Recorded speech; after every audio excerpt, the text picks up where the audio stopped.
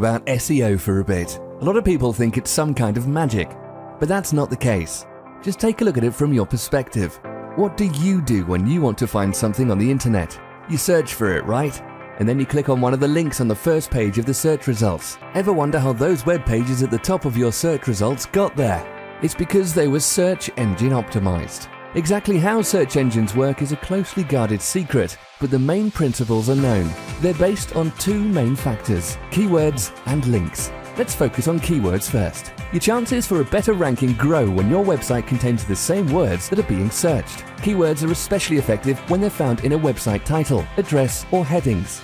But careful, quality over quantity should be your rule of thumb. And how about the links? Websites that link to yours basically tell search engines that you have some good stuff there. But again, quality over quantity. Links from irrelevant sites won't help you get a better rank.